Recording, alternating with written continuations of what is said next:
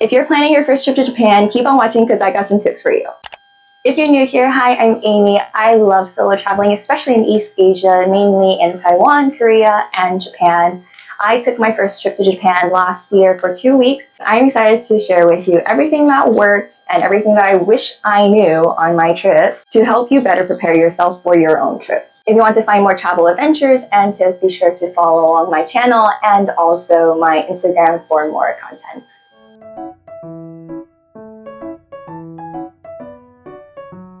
Okay, back to the main topic here, Japan.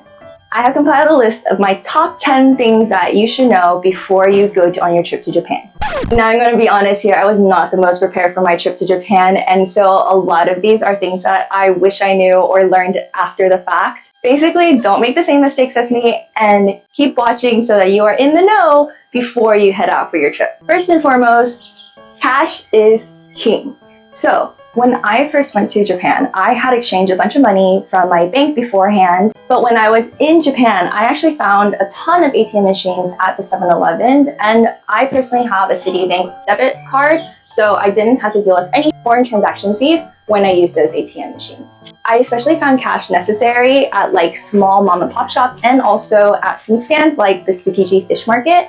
All of those required cash instead of card. Cash was also essential for recharging my Suka card, which leads me to my next point. Download the Suka app on your phone.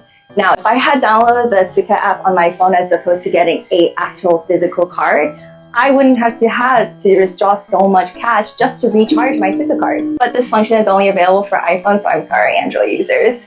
The next thing that I wish I knew was that things book out super fast when you're in Japan. So if you're looking to go to popular tourist spots like Shibuya Sky, Team Labs, the Ghibli Museum, Pokemon Cafe, all of those book out super fast. Especially if you plan on going during prime or peak times like sunset for the Shibuya Sky or early morning reservations for Team Lab exhibits. I remember when I was researching hostels for my trip a few months in advance, there were a lot of options, but then the moment that I went to actually book the hostel, all of the cheaper options were booked out. Granted, a lot of that was poor planning on my part. I was so used to traveling in a not as popular destination in the countryside of Taiwan, so I was actually able to book hostels out like a day in advance at those places, but that was definitely not the case in Japan. Another thing common in Asian countries, especially like Japan and like Korea, is that you will have a really hard time finding trash cans anywhere. You might have heard that people in Japan don't like to walk and eat or drink and eat. So when you are buying from street vendors, make sure that you are eating on the spot, because if you take that food anywhere else, you literally will not find a trash can to throw away your trash if you move anywhere else. It was interesting that I was able to find bathrooms really easily though, comparatively. Like I remember in Kyoto, there were public restrooms every few blocks, and I could search it on Google Maps. Like literally I would search restroom and it would show me where the locations are, which made it super convenient. Another tip, if you're looking for a restroom in Japan, you can also try the subway stations. A lot of the subway stations have restrooms outside of their ticketing stalls. So you don't even have to swipe in to access those restrooms. This next tip I wish I had taken a little bit more seriously myself, but there are literally people everywhere in Japan, especially during Golden Week. So please beware, my fellow introverts. Now, this is true for anywhere during peak tourist season. There's going to be people, you can't avoid the crowd, but something about Tokyo was just extra stimulating, and it probably didn't help that I was staying in one of the busiest parts of Tokyo in Shibuya. It's just something to note for those of you who aren't fond of crowds. I personally liked Kyoto a lot better. Now, there were still people everywhere because it's a popular tourist destination, but something about the city was just a lot more calm and chill. The overall vibe was just a lot better, and I enjoyed it a lot more. I think there's a common misconception that Japan is really cheap. And I think honestly it really depends on who is talking, because if you're traveling from a Western country like the US, of course things will feel super cheap because the dollar is so strong at the moment.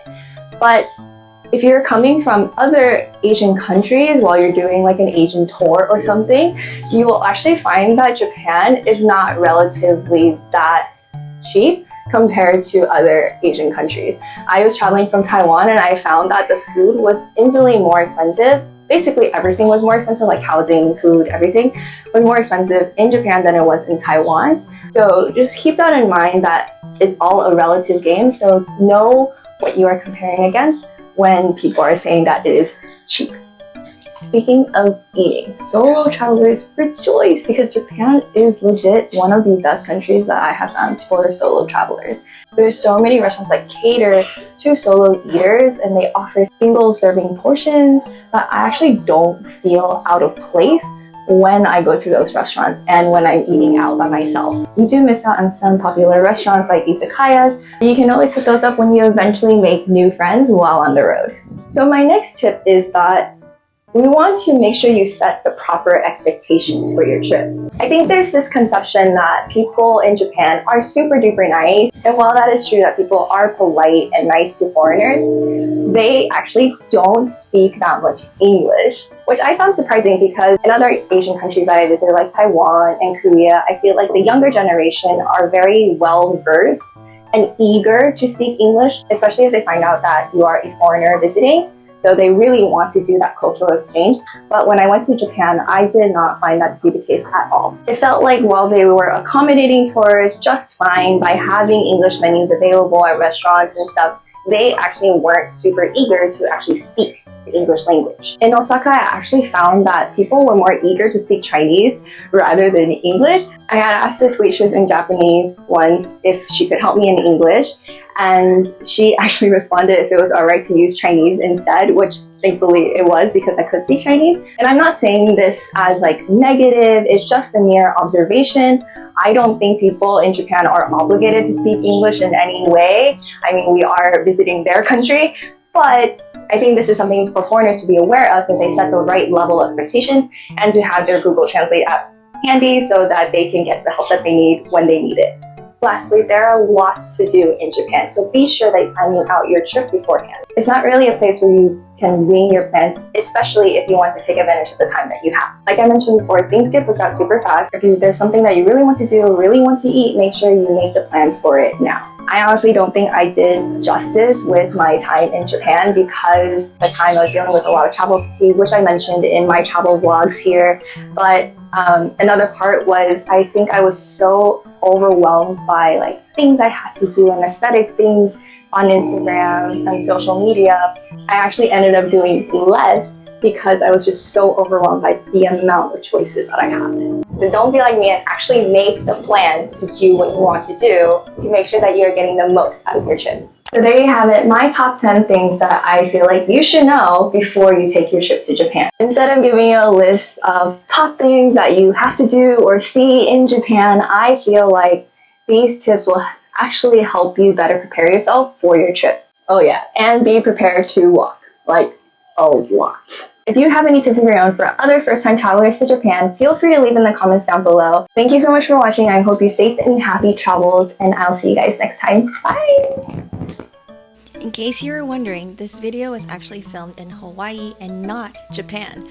The Byodo-in Temple on Oahu is a smaller scale replica of the 900-year-old Buddhist temple Byodo-in in Uji, Japan. It was dedicated in August 1968 to commemorate the 100th anniversary of the first Japanese immigrants to Hawaii.